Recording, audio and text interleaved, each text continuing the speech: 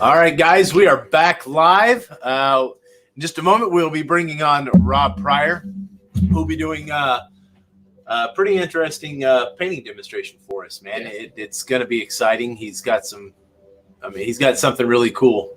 That's an easel on it, or some, I don't know. It's a very large easel, if it was. We will find out. All right, so right now we're going to go ahead and read off the sponsors, and then we will bring him on momentarily. So let's get going with that. We have the Short Box Podcast. It is an award-winning comic and pop culture podcast based out of Jacksonville, Florida. Created in 2012, it's hosted by Barter, Cesar, Ed, Ashley, and Drew. The show is on its sixth season of releasing weekly opinionated discussions centered around comics and pop culture topics. Industry professionals, actors, musicians, and content creators regularly join the show to chat about projects and the latest fandom news. If you've ever asked yourself what's worth checking out, it's the Short Box Podcast. JJ's Comics and Art, the rep of Doug Mankey. If you're interested in any of the covers or original art from Doug or original art in general, head over there and check out their Instagram bio at JJ's Comics and Art. And JJ, John Jesper, be sure to help you out. Yes, he will. Scott's Collectibles reps some of the top creators in the business today, and they were kind enough to lend a few of their clients to the show over the next few days. So head over to scottscollectibles.co.uk to see the latest offerings from their creators. MajorPain.com, a website that was just launched and is adding new comics every day. Like them on Facebook and join their insiders group, or feel free to just give them a call and they'll do what they can to help you find comics or the comic art you're looking for. Alpha Omega Certifications is the official CGC facilitator for Comic Conline. Check out alphaomegacertification.com for an amazing list of signature submission opportunities. OutrightGeekery.com is the exclusive news provider for Comic Conline. If you want to find out the latest in comic-related news, head over there and check them out. The Comic Book Shopping Network is a hub where retailers come together to host live sales every single day. The brainchild of Jesse James Comics and Space Cadet Comics, CBSN is the home for some of the best comic deals and people on Facebook. Oasis Comics is your official home for Jay Lee and David Barron exclusive covers. Head over there to check out their exclusive blanks, the colored blanks from Power Rangers. www.oasiscomics.com. And if you haven't gotten your exclusive yet, we do have a Comic Conline exclusive that is on coffincomicsshop.com. It is a Archer and Lady Death cover. Go check that out. 2 covers available still. All right, guys. Now we're going to go ahead and bring on Rob, who is looks like he's in the middle of it.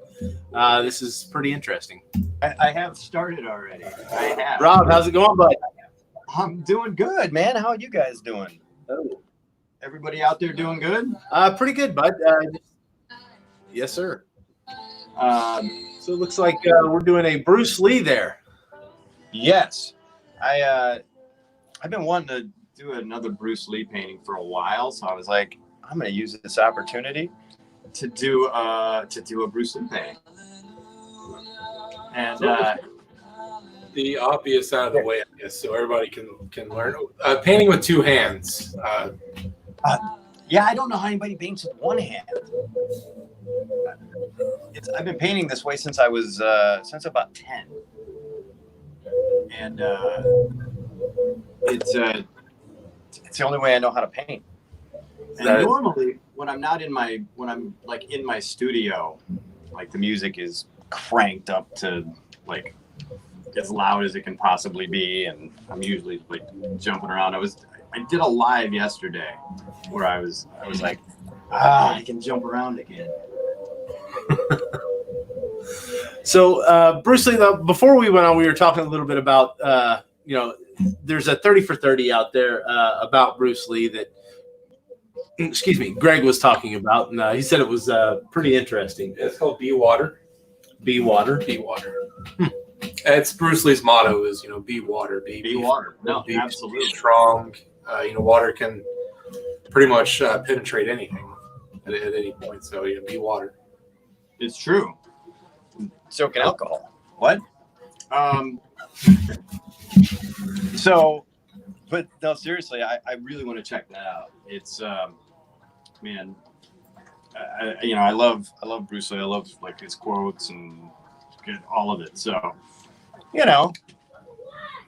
So, have you seen? Was it Once Upon a Time in Hollywood? I have Yeah. not. Okay. I have not. But I heard that they had him. You know, well, not him, but the representation of him in there. Yeah, he was kind of a Not dick. seen it. Yeah. If you love Bruce Lee and you think the world of him, that's probably not the movie for you. It's true. Man. B-Water taps into that a little bit, talking about his cockiness or just his resolve, him kind of always feeling he knew the way. So, I mean, it came off that way. He's a very confident person. Yeah, you know, I mean, to do, I think what he did, you know, I think you have to be. Yeah. You know. So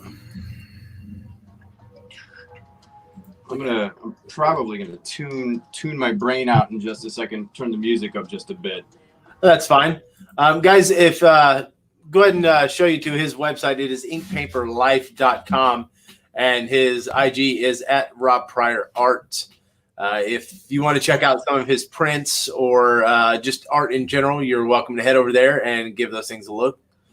Give him a follow on Instagram as well, so you can be updated whenever he brings out something else or even goes live on Instagram. Yeah, thank you. And the two prints behind me are the ones that I have that are basically exclusives for this. So if anybody wants those, they can just reach out to me on my Instagram, on the IG. They can DM me on the IG. All these kids talk. Slip into beans. And how much will those prints be? So the prints are $165. There's only 20 of the Joker. There's 30 of the Captain America, and they're on it's the most beautiful paper I could possibly find. 140-pound archival, acid-free. It's just a gorgeous paper from Canson.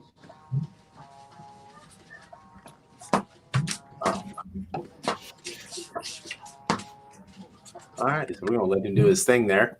All right, I'm gonna turn it up just a little bit. All right.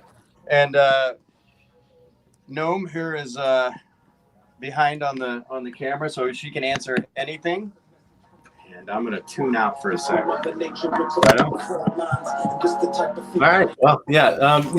You know, one of the things JJ is one of the guys that helped bring Rob on it. You know, I was not all that familiar with Rob Pryor's work or the things that he does prior to this. So, you know, I wanted to go out and I wanted to get a little bit of educate myself. And just the show that he puts on when he's painting, it's not just going in and, you know, brush the paper, brush the board, whatever it is. You know, he almost gets entranced and just gets lost in it. And I mean, the painting itself is only half the story, I guess. You know, seeing it come to life the way he does, he becomes entranced to a degree. So, you know, this is very fun to watch, and he's working very fast. I mean, I don't recall how long it takes him to do a lot of this stuff, but, you know, I've seen he's got a really cool Mandalorian piece. It's one of the ones that he can use for his promo. And, I mean, index. It's a new tool. For me, it is. So I guess why Rob's doing this, Naomi, how is it just kind of sitting there watching him do this as often as you do? Honestly, every time I watch him, every single time, I've been watching him for 3 years, almost painting almost every day. And every single time I watch him, he does something new. He changes something up. He starts something a different way, and he just gets lost in it. And I see him as an artist also. I know when he messes up, and when he messes up, he's able to fix it in so quickly in ways I wouldn't ever have thought of, and it's unbelievable. I learned so much. And every time, I never get bored. I mean, I can understand it completely. I mean, we get the luxury of watching artists from time to time as well, and I love watching even the time lapse videos with him. I mean, the guy's a living time lapse video as fast as he works. But Really? See what do we got here? Best part of attending the Walker Stalker cons the past was watching Rob rock out and paint killer stuff. Michael Chang says, I love how he paints with both hands. So what are you personal, Naomi, what is one of your favorite characters or paintings that he's done that people should go check out? That is a really good question. He has such a big arsenal of paintings he's done that I can't really pick a favorite. His Joker paintings are beautiful. The lighting, the colors, the brightness of it. I think those are great paintings on his own. I've seen. Dang, he's got so many different styles. It's a very hard question, actually. Like with some of his paintings, he doesn't just do gouache like he's doing now. Some of his paintings are fully airbrush. Some of his paintings are acrylic.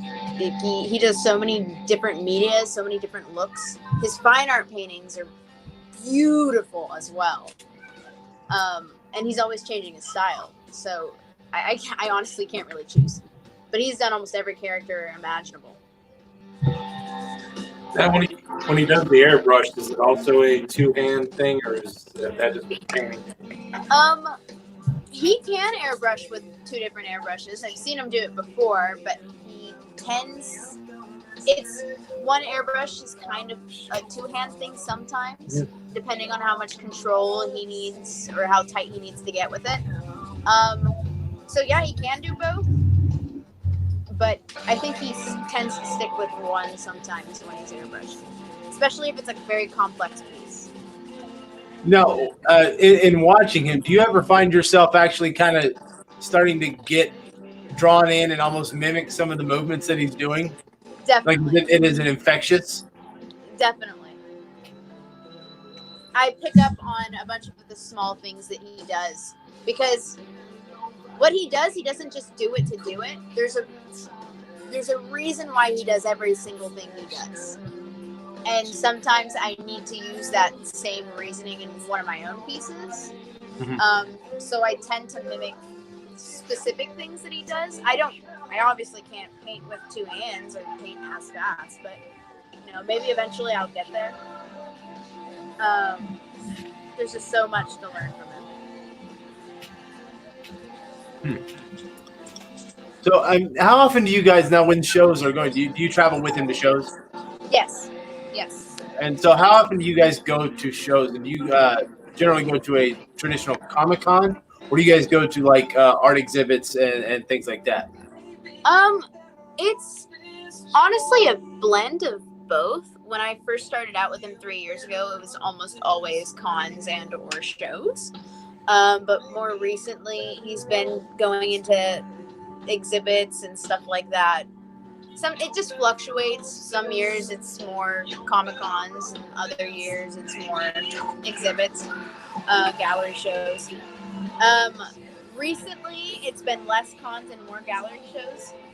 But it's a very big process to leave and get everything done and ready and packed. And I'm always glad to help him out. So Chris asks if all the prints that he offers are limited. All the prints on the website, I believe, are right now. Okay.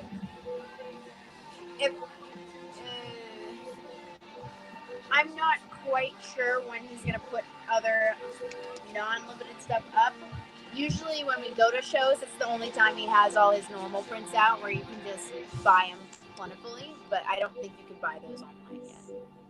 So on average, what would a piece like this, like he's doing right now, I'm not asking you to name the price on it, but on average, what would a piece like that normally go for?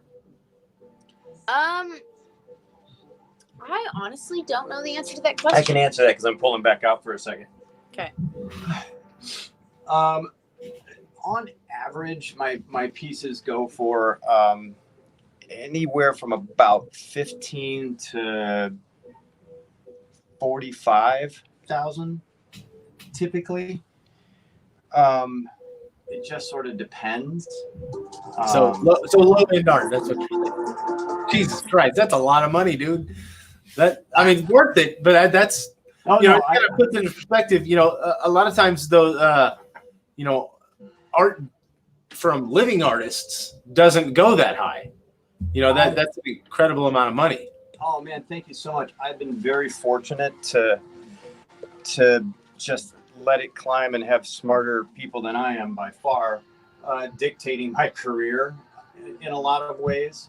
And a lot of it also has to do with the fact that I'm on stage, with bands. Mm-hmm. So we're gonna put a different song on. Here we go. But it just sort of depends.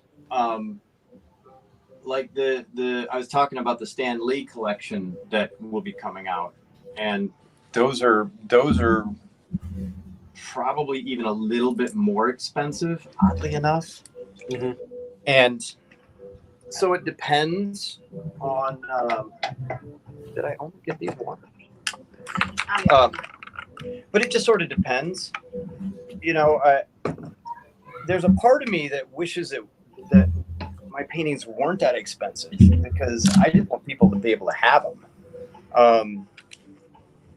But it's, like I said, I'm really fortunate that it happened the way it did in my career. Yeah. Now the zone you get into there, now is any of that related to the music that you listen to as far as what you're going to be painting, or kind of how you go about it? A lot of times, yes. Like when I'm painting live on Instagram, I can only do songs that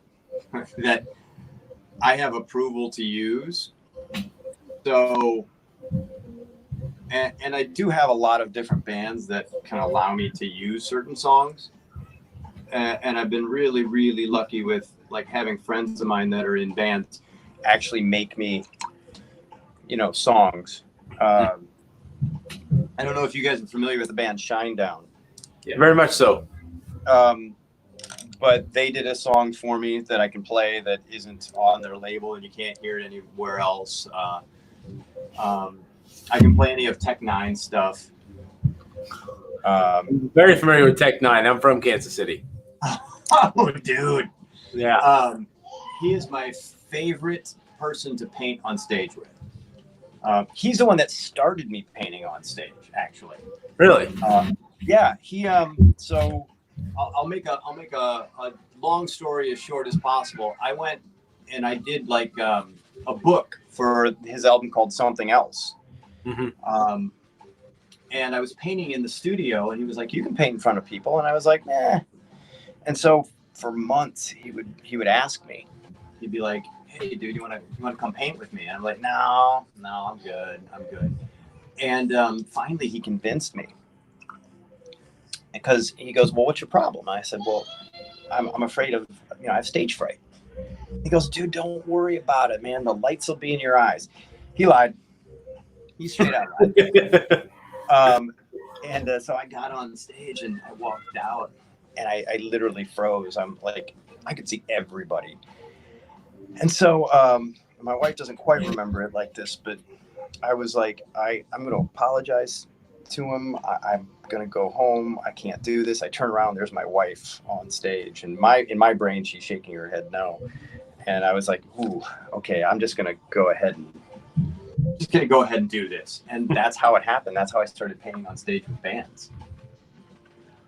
And it's fun. And there's usually in my rider, there's like at least a bottle of sake or 6 beers lined up for me. So that's mandatory before you take the stage.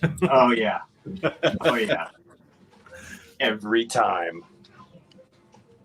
Yeah, I get a horrible stage fright, or I used to more than I do now. Yeah. I don't. I still do, but not as bad. No. I mean, I guess it's kind of relatable to not really this, but you start doing your videos live. I would imagine you probably weren't as confident when you were doing them as you are now. I'm assuming. I'm still not that confident. I'm like, I just, it's. That's why on Wednesdays, if anybody's watching, I'm usually drinking sake. Just saying. So, what's your guys' drink of choice? I'm actually recovering alcoholic. I don't drink. Okay. I have like 10 drinks a year, so it's whatever's there most of the time. Cool. Yeah. Yeah. Sake's amazing. I do like sake though. Every time we go get a Japanese food or anything like that, or just occasionally buy a bottle for the house. I will tell you this though: if you're ever back in Kansas City doing something for Tech 9, Boulevard Brewing Company, that's where you want to go. Really? Yes, sir. Wheat beer it's like mother's milk, sir. So I don't. That is some tasty stuff.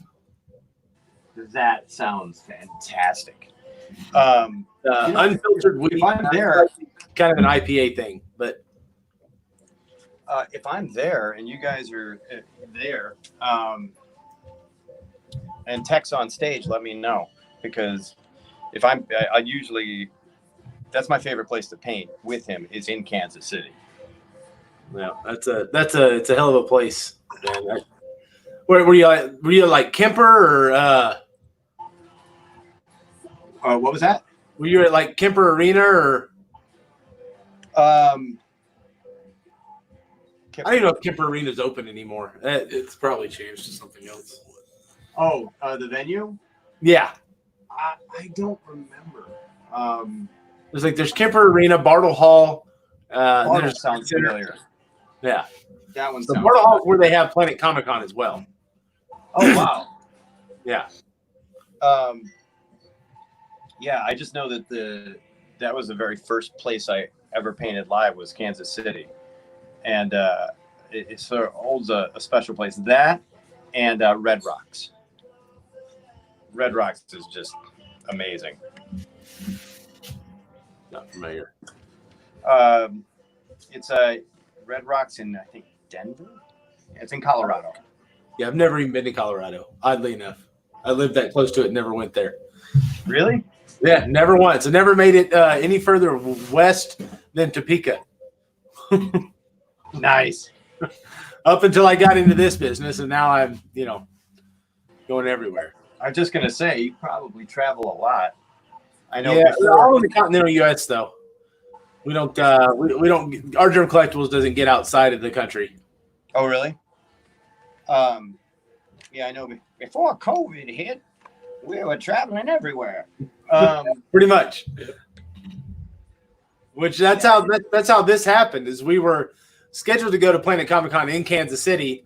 I hadn't been home in probably 10 years, and it got canceled. And so we're just sitting here, with our spirits were broken. We're gonna miss con season. Like, what do we do? Well, let's call some friends and let's go talk live on the air. I think that's a great idea. And you're right. There's all you were talking earlier. There's a lot of conventions, but there's not a lot of conventions that are sticking to their guns. You know what I mean? That are doing like comics, and a lot of them are with the actors and all of that. Well, there's way more money when you bring in the actors, you bring in the voice actors, and you bring in the other stuff like related to pop culture. It's far more lucrative for these showrunners to bring that stuff in because there's a much larger market. Comics anymore as part of comic convention just really aren't a focus.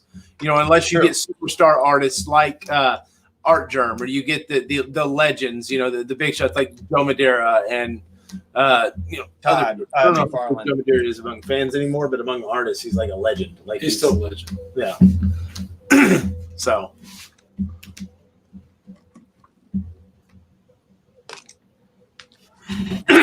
Excuse me.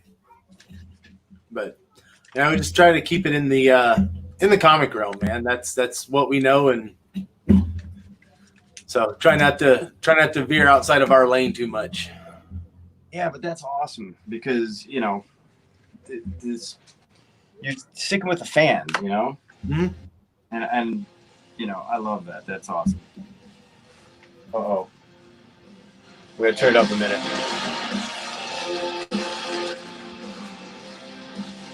All right, he's into it.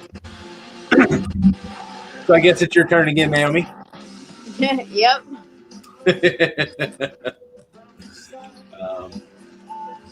So guys are asking how long Rob's been painting. Do you have a rough idea? At least since he was been I painting remember that. since he came out of the womb. His dad was an artist, and his dad trained him since he was born. And so he's been basically, he loved it, but he was forced to do art all his life. He only started painting with two hands because when he was 10 years old, he was like, "Oh my God, what if I lose my right arm?" And then so he started using his left arm for absolutely everything in school, brushing his teeth, doing all that kind of stuff until his arm was trained enough to where he can do both and do separate things with both arms. So all his life he's been painting, but only since he was 10 years old did he start using both arms. So on average, a piece like this, how long would that normally take him to complete? A piece like this, an hour and a half, maybe two, 45 minutes. $15,000 an hour. How do I get that job? If he was trying to do something more so for that's not for show like this. Like this is a showpiece. He's doing it fast. He's doing it quickly. But some of his other stuff he'll spend hours on, and those are just masterpieces. Because the stuff he takes a very long time on, he's experimenting a lot with, rather than just doing maybe a few new things here and there. He is focusing on color changes, and he's wanting to take more time with it, doing different things to it. So that the time does go up. But if you're talking about a live piece, 45 minutes to 2 hours. That's pretty badass.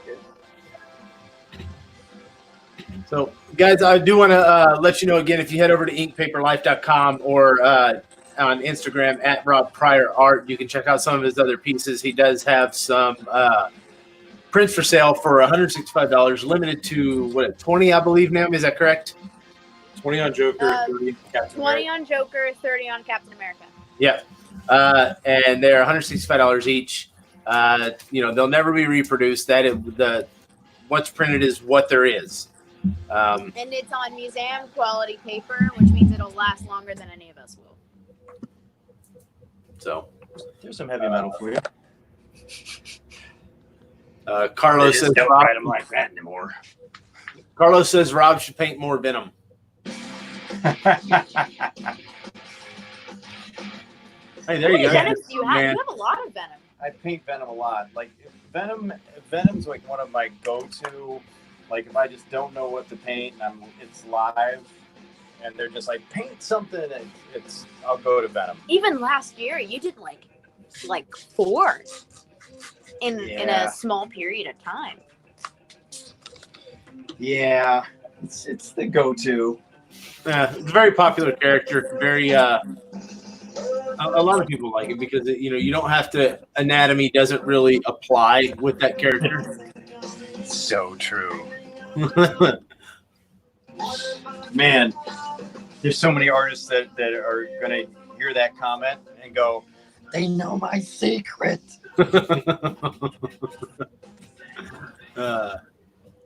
I think that's pretty well the common thing for most characters in the Spider-Verse, I guess. Anatomy or at least physics doesn't really apply. That's what Spider. Yeah, with the way the body contorts and stuff like that. So it's yeah.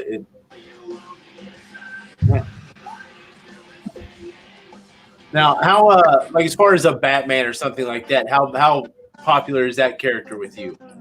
Oh God, I'm a DC guy, Yeah. So, that's the stuff that I really like. So, for me, and so many of my fans love when I do a Batman piece, because I used to do a lot more than I do now. So I get a lot of requests for it.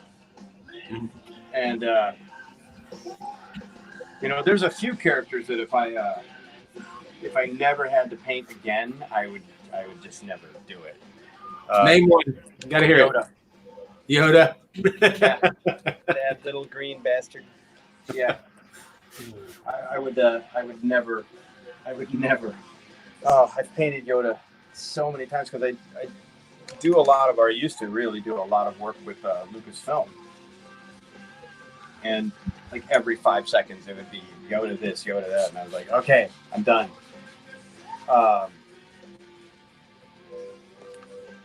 That's wild. But yeah, that's a big one. Now, I read a little bit on your bio. You've done a lot of movie posters and stuff, or movie variant posters. Oh, yeah. What were a couple of those, or off the top of your head? Digitally, Fast and the Furious. Mostly original ones. God. I just short circuited. I don't do as many now. So when I first moved to LA, I was like, this is where I'm meant to be. And so, but no, my portfolio didn't really apply.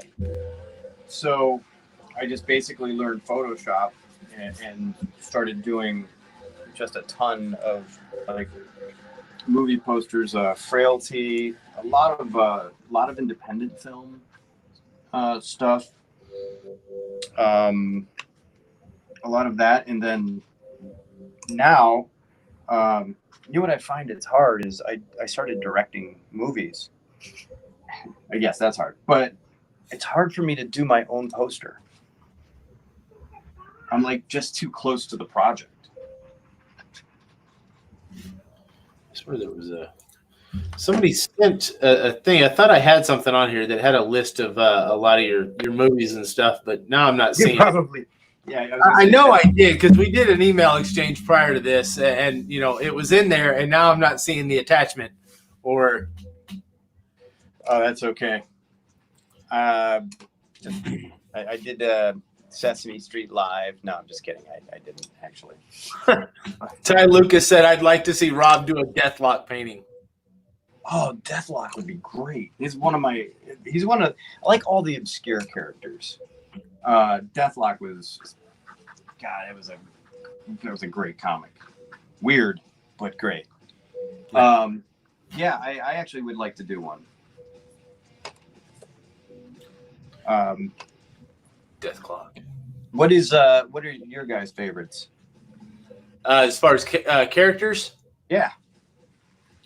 Well, mine's Cable. Has been in it for my son's middle name is Cable. Nice. He loves it because I have all the statues and all the the art from a lot of my favorite creators, and he's like, I'm like, that's you, buddy. So he enjoys that. That's awesome. Yeah, that's really the only character I get anybody to commission, unless it's. I think I might get one of our guys to do a Madeline Pryor. A who? Madeline Pryor, the Goblin Queen, which is Cable's mom. That's right. Man, I'm out of touch. And DC would be Red Hood. Now that one, yes. Yes. Nightwing and Iron Fist over at Marvel. Yeah, I like when it came to the DC universe, I was really into the Spectre and Phantom Stranger and all of the really weird characters that anytime I would go somewhere with anything to do with comics, everybody be like, "What are you reading that for?" I'm like, Chris asked, "Did you say the Joker and Captain America are the special buys? I see Black Panther, and Rob worked on my favorite show, Buffy the Vampire Slayer. I did work. I did on the last season of Buffy. I sculpted, designed, and did most of the creatures. Sweet. Chris, the Joker and Captain America, you need to hit Rob Pryor up on Instagram, and you can get that through him. Slide into his DMs there, buddy. Yes. Got to get into you got to DM me on the IG. Those crazy kids and their slogans. Ariel Diaz says, awesome, Bruce Lee. Oh, thank you so much. Thank you so much. So when the paint starts, kind of getting whipped around, has it hit the ceiling, a wall you didn't catch? Oh, I'm being really, really careful at the moment because I'm in the house and all of that. But there's painting on the wall though. So. There's paint everywhere. Like in my studio, there's paint on the ceilings. If you're in the splash zone, you're done. Yeah, I have so many ruined clothes. What's the radius of the splash zone? That's a great question. Maybe 10 feet, honestly, when he's into it. Yeah, maybe more. Yeah, if you come anywhere near me with that, it's usually like it doesn't matter. I always tell fans when they see me at conventions, just be aware if you're close. Do you guys know who Michael a Gallagher show? What was that? It's gonna be like going to a Gallagher show. Wear a poncho. It really is. It really is. Especially, do you guys know who Michael Rooker is? Yeah. So whenever he is at a show with me, it gets even worse because he'll walk over and then start throwing paint. He's ruined a lot of paintings of mine. And there's one time I was turned around and he literally walked up and then started painting on me.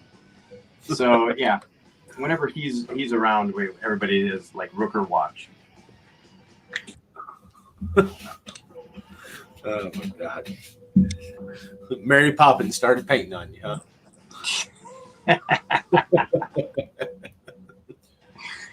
Oh my God, yes. You ever call him Mary Poppins? No, but I'm going to. That's probably why he's painting on them. What? I'm Mary Poppins, y'all.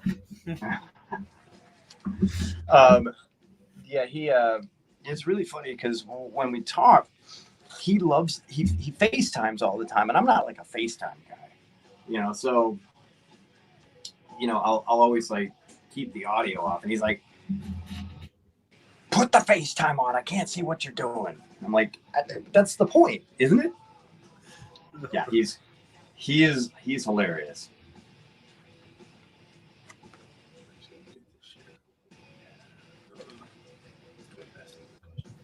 Probably. So, with conventions not being around right now, what was kind of your favorite convention to attend?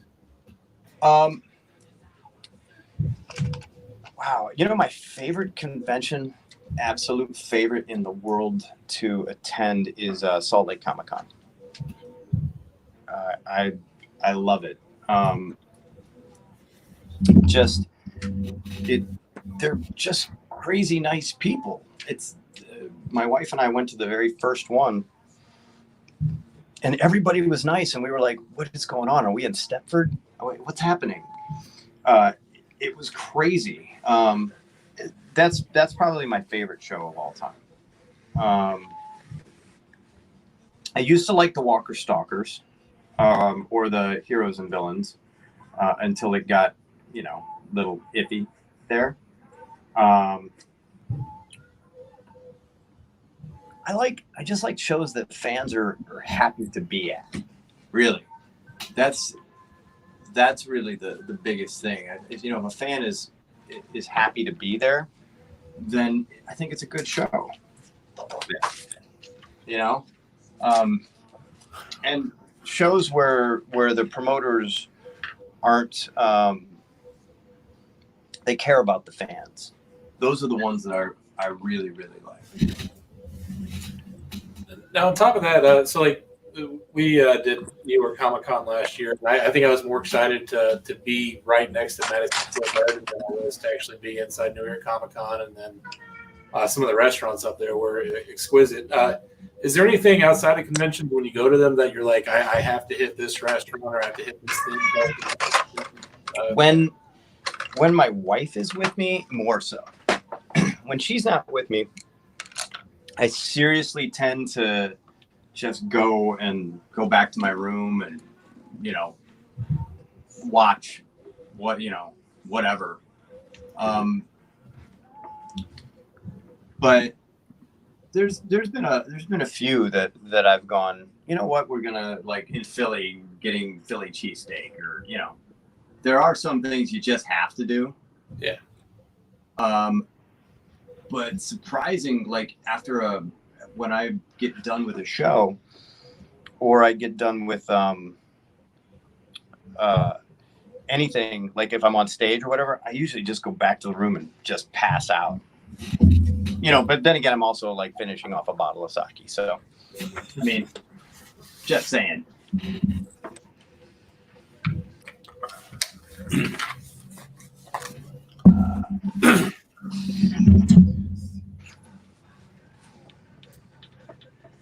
So is there anything like back catalog wise you got to kind of catch up on with there kind of being less conventions and a little bit more downtime going on this year? Like any TV shows or anything like that you finally got to? It's really weird because like everybody has slowed down except me. And I'm fortunate with this. I'm lucky. I'm not complaining because all of a sudden I'm going to walk outside and there's going to be like a brick falling from the sky. But so I haven't really had much of time to do anything. I did finish Legion was awesome. I love that show. He made a promise to finish Vikings. Oh yeah, and I made a promise that I actually have to finish Vikings. See, I couldn't finish Vikings. Like after Ragnar left, he's only on season 1. Yes, but still. I know the whole thing already because you guys have talked about it so much. I already know. I mean, to be fair, like the show carries on long after he's gone, but I wasn't interested anymore. He's on the first season. He only watched like the first 2 episodes. I really. And I was like, trust me, it gets better. Yeah. It's like, trust me, it gets better. Just watch Ragnar's story. I don't know about that because like the first 2 were what got me hooked. If you ain't hooked, you're probably not going to enjoy it that much. First 2 episodes? Oh, got me hooked. Hell yeah. Really? I didn't sold. like the first 2 episodes. It took me till like the first season being over, which was like, okay. Yeah, no. If something got me hooked by 2-3 episodes, nope, not interested. Makes sense. I will. All right, here we go. I just watched a show with my wife, and I absolutely loved it. It's called The Great, and everybody out there is going to be like, really? But it's really cool. It's Catherine the Great. It's just hilarious, and it's just fantastic. Sort of I won't say a dramedy, but it's very in the vein of like Grand Budapest or something like that. I've never even heard of it. What's it on? It's on Amazon, I think. I don't know. I think I saw the preview for it, or like for it last night when I was trying to find something else to watch. It's really good. I mean, everybody's like, maybe I'm on the wrong station to be talking about like cat. No, I think all that stuff, like art, that stuff's subjective. So I mean, it's some people enjoy that stuff. Some people enjoy the sci-fi. Some people don't. Dude, I am 36 years old and I love cartoons. I will watch cartoons all day long. I cannot stand anime. This guy loves it. I like some anime. I like dark anime. I like My Hero Academia. That's all I can get into. You figured I'd like more, being as I work with all creators from Singapore and Japan. True. It doesn't make a whole lot of sense that I don't like that stuff, but I can't. Do you watch the English versions or the Japanese? Yes. You're watching the English? Yeah, because I'm not going to read why. what I'm watching. No, that's why. If you watch the Japanese versions, so much better. Because No. Well, I still can't read, so I don't understand Japanese, so it's no better. yeah. Okay, Cowboy Bebop, absolutely loved it. Absolutely loved it. Like a lot of the old school ones, if I was going to watch them, I watched those. I tried watching Kira the other night because I'd never seen it. You got what? I really couldn't I understand what it was for its time. I look at it, I look at the animation from that era, and it's just like it's astounding what the guy was able to accomplish with that. I couldn't follow the story. I could follow the story. I was just really kind of wasn't interested in it. But the animation itself was amazing for what he had to work with. I mean, like an 8-bit computer. I mean, yeah. Do you like Studio Ghibli stuff? I don't think he's seen any of it. It'd be like My Neighbor Totoro, Princess Mononoke. Dude, My Neighbor Totoro. All the stuff that Anna Joe talks about that I probably won't watch, just because Anna likes it. Beautifully illustrated. My Neighbor Totoro is man. When you really know what that's about, it's like dark. It's so dark. Most of a lot of the movies are dark. I mean, even like Graveyard of Fireflies is super, super dark. Yeah, I like a lot of the Studio Ghibli stuff. Although when you start watching some of the older ones, you were like, dude, were they dropping acid? Because what? Yeah, it's some crazy stuff. I looked it on the Warner Brothers app now. If anybody has that, that's all that's there to watch. Is it on Funimation too, or no? No, not that one. All right. Yeah, I like I was saying, I mentioned Legion. That was great. I actually liked the new Watchmen. I know a lot of people didn't like it, but I'm thinking Doom Patrol. How is that? I want to watch that. The first season, the first little bit of it was kind of off, but I continued watching that one because I didn't really know the characters. I didn't read the books on that, but I do like Alan Tudyk and Brendan Fraser. I like skinny Brendan Fraser, and some of the characters are interesting, and it just it's like it was the X-Men. It was like a prototype for X-Men, except for their serious dick. Yeah, but he that guy's next level dick. Yeah. Let's see what else. Stargirl is phenomenal. I don't usually watch teenage based shows, but it's I've never heard of it. It's on the DC Universe app. Oh, all right. Yeah, you know what? Now I watched it all on the plane, so it's a little subjective. When you watch anything on a plane, it's you instantly think it's better for some reason. But I did watch Teen Titans on the first season on the plane. Was it good? A little weird. Second season was phenomenal. Really? Amazing. That's what I've heard. I liked the first season. It was weird, and I was like, they haven't got their stride yet. No, they hit it. They hit it really well in season 2. I have got to see that because I was like, do I go back for season 2? I don't know. Yeah. Especially season 3 comes out in October? Yeah. So, which I don't know how they filmed it or when they filmed it. I think it's done. Yeah.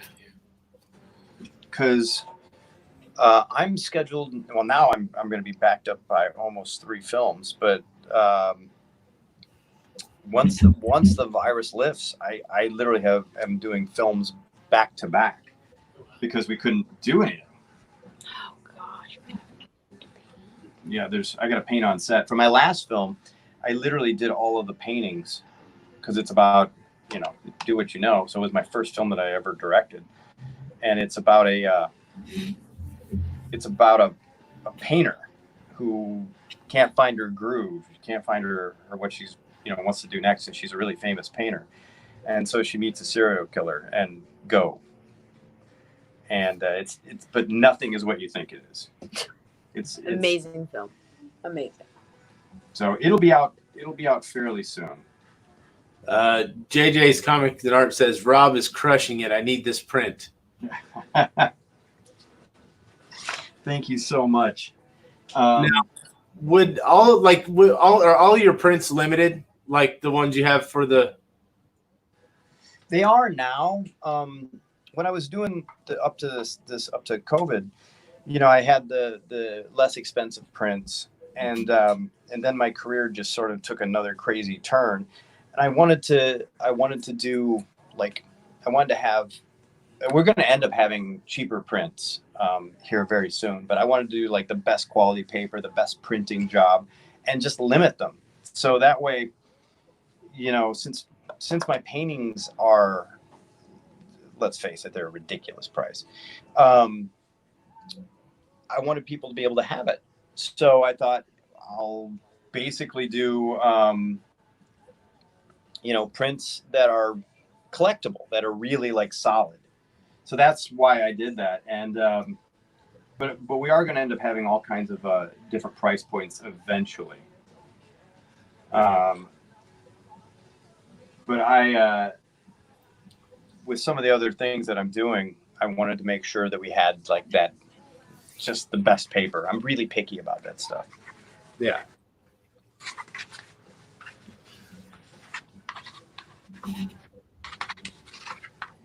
Now, when you spray with the Windex, does that at any point have you oversaturated the paper, or is it not taking in much? It changes the paper a bit. It changes how paint is applied. So, like in this area here, which I sort of oversaturated with it on purpose, it stops blending a little bit, and so you can get this really cool texture that you can't get with water, because Windex eats paint and water moves paint.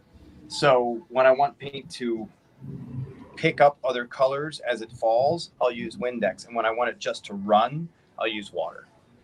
Okay. I found all of that out by accident while cleaning my airbrush one day. When? Like back in the Stone Ages.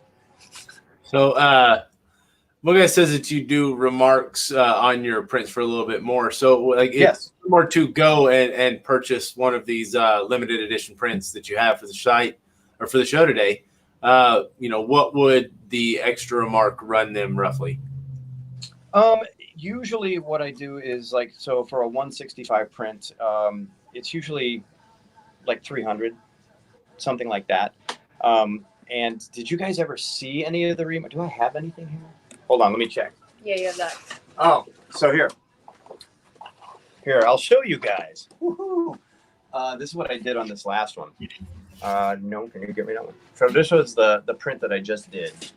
I'm gonna have to turn your. That's okay. And remember, you're in my home, so nothing is like my studio. So what I'll do is, like on this one. Oh wow! Well done. So move it that way. Go. There you go. There we go. So that's this one, and this was probably a little bit less than normal. And then I do glow in the dark paint. So what it does is you'll have like all the black light stuff, and then when all the lights click off, it'll just glow for a little bit. Oh wow! So on the remarks, I like to do that. Occasionally, I'll do a sketch, like on the Baby Yoda we had that sold out. I did an actual sketch of Baby Yoda on it. So I like to do stuff when I'm doing the remarks. Again, because I know what my paintings cost, it kind of lets everybody sort of get an original, and I like that. And, plus it gives me something to do. All right. So, if I remember correct, excuse me. on inkpaperlife.com, you have things available like T-shirts and like other random items as well, correct? Not just art. There's yet again a third website. There is robpryor.com, which has all of my T-shirts and stuff. It's all moving slowly over to Ink Paper Life. But so if anybody wants T-shirts of anything, then yet again, you go to a different website. Not for very long. Soon they'll all be together, like one big happy family. You guys asked if Yep. I get paint anywhere. I'm getting a spray. This right now. This is relatively controlled from my usual. Yep. It's all over me. Cool. And the chair. Well, yeah, we gotta clean that. Yeah. But yeah, this is about it. You guys know what I hide in all my paintings by any chance? The first thing that popped into my head because I'm a what do you hide? No, I don't hide that. No, I'm immature. What do you? I mean, dude, no, that's the right answer. No, I hide a chicken head in absolutely everything I do.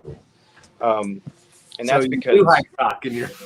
I was just gonna say. I mean, you're kind of on the right subject there. Oh my god! But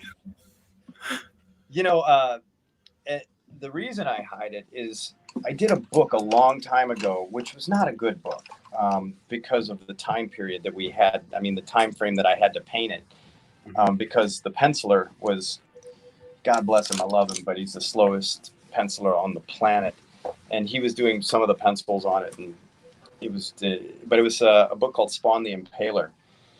And I remember Todd called me up and he was like, "If you hide anything in your paintings, I'm gonna fire you." And I was like, "Dude, what would I do? Hide a chicken head in every page?" So I did, and couldn't be for the nicer guy. And it was like on the second issue, I got so bold with it, I did a double page spread and turn it sideways, and it's a giant chicken head. And the third issue, he called me up and he goes, "I'd fire you right now, but I'm too busy looking for your chicken heads." Click. and that's what stuck. Oh my So yeah, that's how that one ended up staying.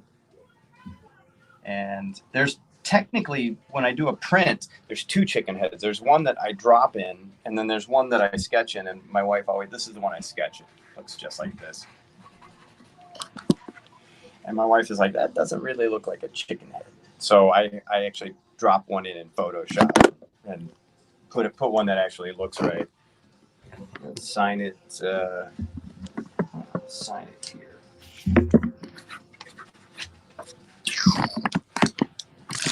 So yeah, that's the. I mean, that's completed like right at the hour. Like that's pretty impressive. Thank you. Can you guys see the whole thing? Okay. Yeah, we can. As a matter of fact, I'm actually gonna pull your. How do I pull that?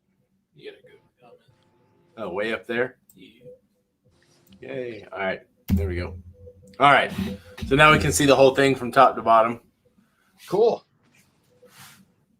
That is bad. Oh man, thank you so much. So, can I ask what as far as the script behind his head, what is?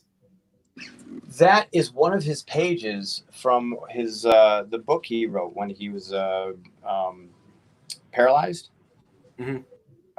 So it's the original book, Kung Fu, and that's just one of the pages from it, and it's just explaining. This was one of the first pages that's explaining just the basics behind it. Mm-hmm. So I just wanted to do something from that book because it's just cool. It's just cool. I'm a nerd.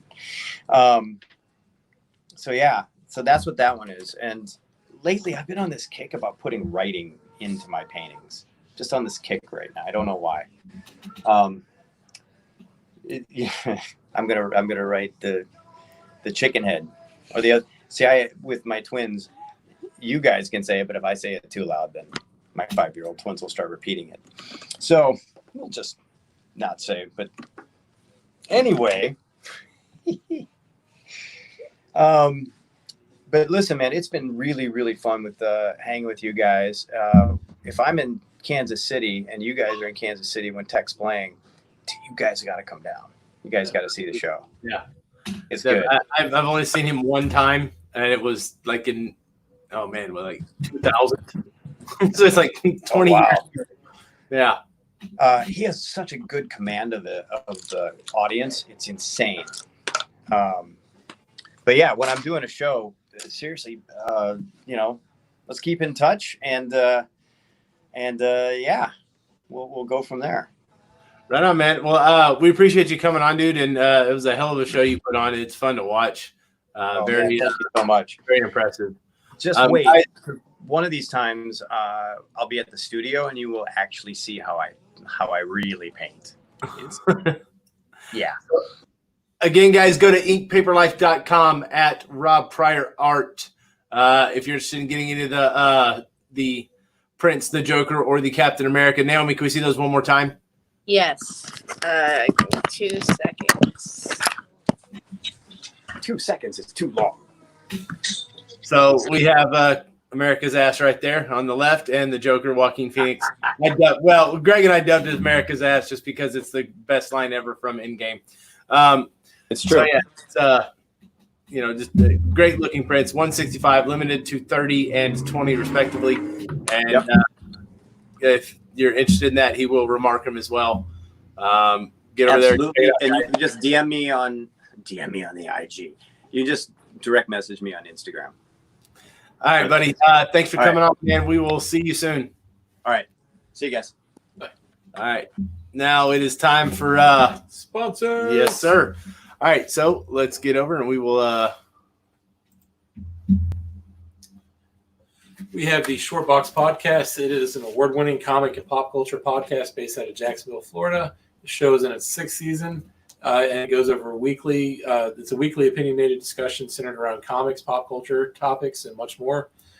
They have industry professionals, actors, musicians, and content creators regularly joining the show to chat about their projects and the latest fandom news. If you ever asked yourself what's worth checking out, the Short Box is. JJ's Comics and Art, the rep for Doug Mankey. If you're interested in anything Doug Mankey related or just original art in general, head over to the Instagram bio and check out their stuff at JJ's Comics and Art. Scott's Collectibles reps some of the top creators in the business today and was kind enough to lend a few of their creators to the show.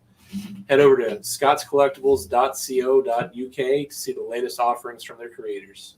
MajorPain.com is a comic company that just launched their website and is adding new comics every day. Like them on Facebook or join their insiders group and feel free to give them a call so they can help you find any of the comics or original comic art that you may be looking for. Alpha Omega Certifications is the official CGC facilitator for Comic Conline. Check out alphaomegacertification.com for an amazing list of signature submission opportunities. OutrightGeekery.com has been our exclusive cover for Comic Conline. If you like comic news and want to keep up with the latest, head over to their website. And yeah, the Comic Book Shopping Network is a hub where you can get together every day for live sales through Facebook. It is the brainchild of Jesse James and Space Cadet Comics. CBSN is the home for some of the best comic deals and people on Facebook. Oasiscomics.com is your official home for Jay Lee and David Barron exclusive covers. Currently available on the site, we have the Power Rangers exclusive cover blank sets. And if you haven't checked it out yet, go to coffincomicsshop.com. There is an Art Germ exclusive for Comic Con line for Lady Death. It's beautiful. There are 2 different cover options there. Check that out through the weekend. All right, guys, we're going to take a short break. We will be back at 8:30 Eastern Daylight Time in 23 minutes. And we'll be live with Eric Chin.